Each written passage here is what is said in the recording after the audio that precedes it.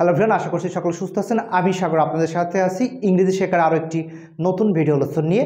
আজকের এই ভিডিও লেসনটির মাধ্যমে আমি আপনাদের সাথে আলোচনা করব বেসিক ট্রান্সলেশন নিয়ে। অর্থাৎ একটি ট্রান্সলেশন শিখতে গেলে একদম শুরু থেকে, একদম রুট লেভেল থেকে কিভাবে আপনি ট্রান্সলেশন করা শিখবেন স্টেপ বাই স্টেপ আজকের ভিডিও লেসনটির মাধ্যমে আমরা সেই সেশনটি শুরু করতে যাচ্ছি।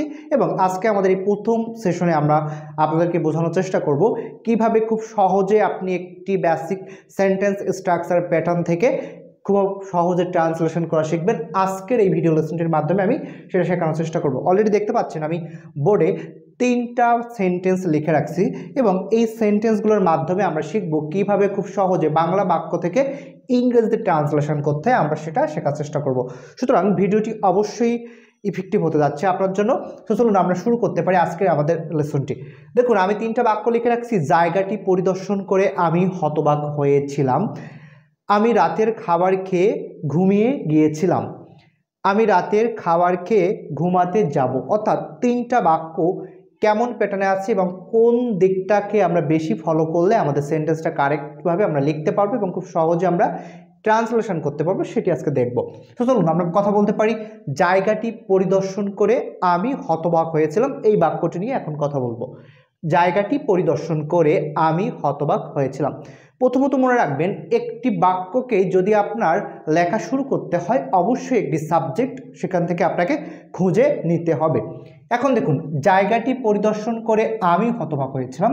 অবভিয়াসলি আপনি বুঝতে পারছেন এই বাক্যে আমিটা হচ্ছে কি এখানে সাবজেক্ট হিসেবে কাজ করছে। আমি হতবাক হয়েছিলাম। এবার এখানে 2টা দেখুন ভার্ব আছে। জায়গাটি পরিদর্শন করা, কোনো কিছু ভিজিটিং করা, এবং আরেকটা আছে আমি হতবাক হয়েছিলাম।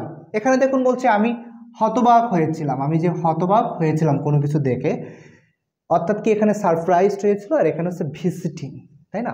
এখন এখানে একটা ভার্ব আছে ভিজিট এবং এখানে হচ্ছে সারপ্রাইজড। ওকে, এখানে 2টা ভার্ব তাহলে আমরা অলরেডি এখানে দেখছি। এখন কথা বলি, তাহলে কে কোন ভার্ব? সবসময় মনে রাখবেন সাবজেক্টের পরে যে ভার্বটা বসবে সে অবভিয়াসলি ফাইনাইট ভার্ব হবে। কি বললাম? সাবজেক্টের পরে যে ভার্বটি বসবে সেই ভার্বটাকে অবশ্যই ফাইনাইট ভার্ব হতে হবে। এখন ফাইনাইট ভার্বটা কি সেটা আমরা একটু সহজ করে বলি। ফাইনাইট ভার্ব হচ্ছে সেই ভার্ব যে ভার্ব আপনার সাবজেক্টের পরে বসে এবং সাবজেক্টের অর্ডার অনুযায়ী সে পরিবর্তিত হয়। যেমন আমি যদি বলি হি ডু, তাহলে বাক্যটা অবভিয়াসলি ইনকারেক্ট হচ্ছে, তাই না? কারণ he third person singular number, তাহলে অবশ্যই কী হতে হবে? He does. সেম একইভাবে যদি বলি হি ইটস, কিন্তু আমি যদি বলি আই ইট, তাহলে কিন্তু আই অর্থাৎ কি যে ভার্ব বাক্যের সাবজেক্ট অনুযায়ী পার্সন অর নাম্বার অনুযায়ী পরিবর্তিত হয় অবভিয়াসলি তাকে আমরা কি বলবো? ফাইনাইট ভার্ব বলবো। এখন সেটা কথা না, কথা হচ্ছে যে এই বাক্যে 2টা ভার্ব আছে। এখন আমরা কোন ভার্বটাকে আগে নেব? দেখুন সহজভাবে বোঝার চেষ্টা করি। আমি হতবাক হয়েছিলাম। দেখুন তো, যে ভার্ব শোনার পরে আপনার ওই বাক্যটা আর শোনার দরকার প্রয়োজন পড়বে না, সেটি হচ্ছে সেই বাক্যের ফাইনাইট ভার্ব এবং সেই অংশ নিয়ে আমি কাজ করব।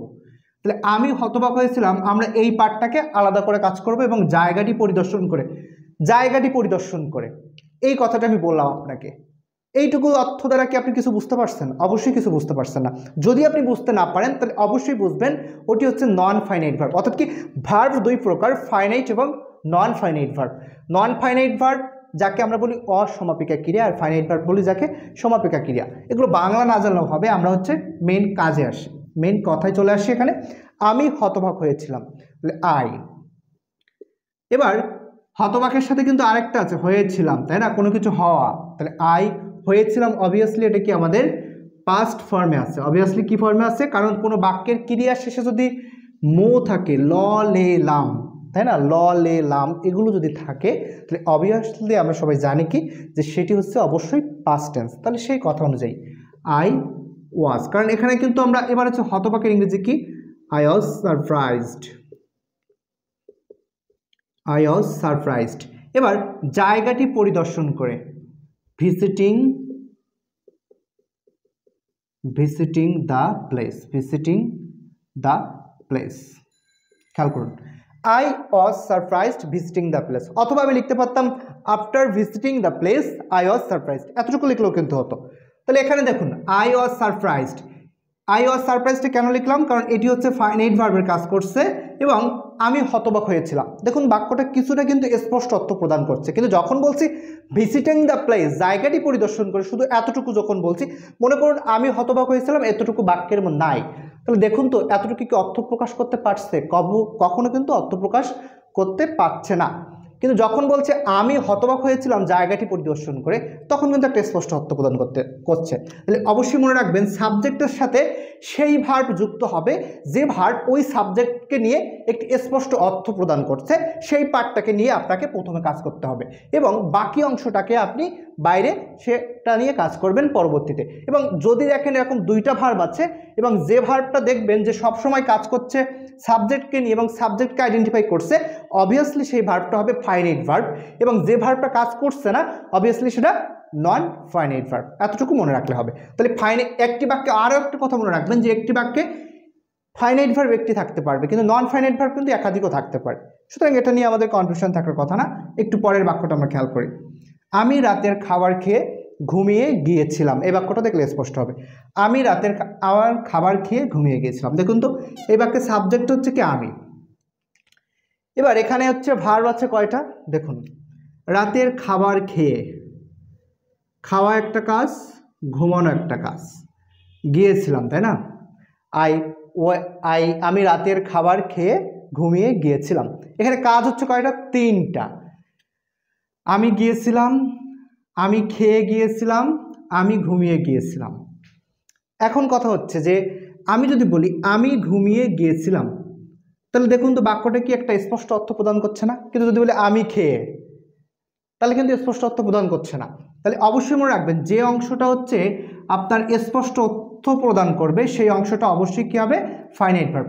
আর বাংলায় একটা কথা আরও সহজভাবে বলি যে বাংলায় সবসময় মনে রাখবেন ট্রান্সলেশনে যে ভার্ব শেষে থাকবে সেটি অবশ্যই ফাইনাইট ভার্বের কাজ করে। এটি অবশ্যই ফাইনাইট ভার্বের কাজ করছে। তাহলে আই ওয়েন্ট, আমি ঘুমিয়ে গিয়েছিলাম, আই ওয়েন্ট। এবার আমি কি ঘুমিয়ে গেছিলাম? I went to sleep, I went to sleep, I went to sleep. এবার রাতের খাবার খেয়ে, ফিনিশিং, ফিনিশিং ডিনার। রাতের খাবার ইংরেজি হচ্ছে এখানে ফিনিশিং, ডিনার হচ্ছে রাতের খাবার। তাহলে I went to sleep finishing dinner অথবা আফটার ফিনিশিং ডিনার, এতটুকু আপনার বলতে পারি। তাহলে আমি রাতের খাবার খেয়ে ঘুমিয়ে গিয়েছিলাম। তাহলে এখানে দেখুন তো ফাইনাইট ভার্বকে আই ওয়েন্ট, আমি গিয়েছিলাম। এবার টু স্লিপ এটা হচ্ছে অবশ্যই কি একটা নন ফাইনাইট ভার্ব, ফিনিশিং একটা কি নন ফাইনাইট ভার্ব। তাহলে দেখুন তো একটি বাক্যে ফাইনাইট ভার্ব হচ্ছে একটি, নন ফাইনাইট ভার্ব হচ্ছে দুইটি, অর্থাৎ কি একাধিক নন ফাইনাইট ভার্ব থাকতে পারে কিন্তু ফাইনাইট ভার্ব থাকবে একটি। তাহলে I went to sleep finishing dinner. এখানে তাহলে আমরা সহজে বুঝলাম যে একটি বাক্যকে যদি আমাদের ট্রান্সলেট করতে হয় তাহলে অবশ্যই আমরা খেয়াল করব সেই বাক্যের শেষে এবং সেটিকে আমরা ফাইনাইট ভার্ব হিসেবে বিবেচনা করে সাবজেক্টের পরে সেই ফাইনাইট ভার্বযুক্ত অংশকে নিয়ে আসব এবং বাকি অংশকে আমরা নন ফাইনাইট বিবেচিত করে সেগুলোকে আমরা স্টেপ বাই স্টেপ লিখব। এছাড়াও আমরা এর পরবর্তীতে স্টেপ বাই স্টেপ আমরা অ্যাডভার্বের ব্যবহার শিখব, অর্থাৎ কি একটি বাক্যে যে এক্সটেনশন, কমপ্লিমেন্ট, অবজেক্ট থাকে সেগুলো নিয়ে আমরা নেক্সট ভিডিওতে আলোচনা করব, কিন্তু আমরা বেসিক যে পার্টটা এটির মাধ্যমে আমরা দেখার চেষ্টা করি। আর একটি কথা বলি, ফাইনাইট ভার্ব কীভাবে পরিবর্তিত হয় একটু দেখি আমরা। আমি রাতের খাবার খেয়ে ঘুমাতে যাব, আমি যদি বলি আমি ঘুমাতে যাব অথবা আমি খেয়ে ঘুমাতে যাব, এতটুকু আমরা খেয়াল করি। আই উইল স্লিপ, তাই না? অথবা sorry I will go to sleep finishing dinner.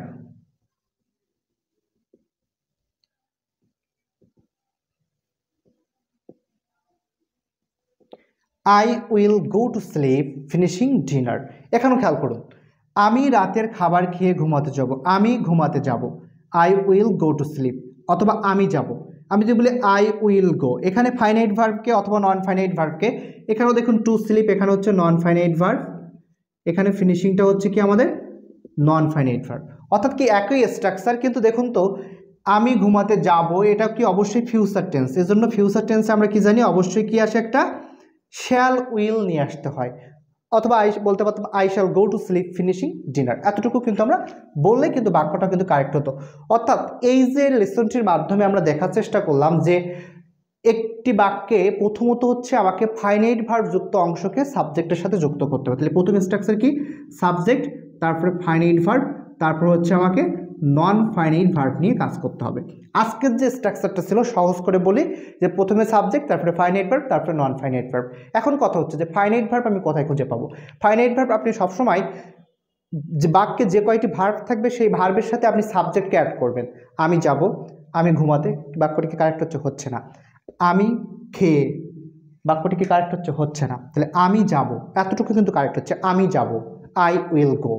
আমি গিয়েছিলাম, আই ওয়েন্ট, তাই না? অর্থাৎ কি যখনই দেখবেন যে সাবজেক্টের সাথে ভার্বের অ্যাডজাস্ট যখন করবেন, অর্থাৎ কি সাবজেক্ট প্লাস ভার্ব এটিকে যুক্ত করে যখন একটা প্রপার মিনিং দেবে, তখন আপনি বুঝবেন যে অবশ্যই এটা কি ফাইনাইট ভার্ব। আর যখন মিনিংটা দেবে না তখন আপনি বুঝবেন এটি একটি নন ফাইনাইট ভার্ব। এটি হচ্ছে একটি বেসিক স্ট্রাকচার, একদম বেসিক স্ট্রাকচার, যে সাবজেক্টের সাথে যদি ভার্ব যদি পরিপূর্ণ অর্থ প্রদান করে সেই ভার্বকে আমরা ফাইনাইট ভার্ব বলবো। আর যদি পরিপূর্ণ অর্থ প্রদান না করে তখন সেটাকে আমরা নন ফাইনাইট ভার্ব বলবো।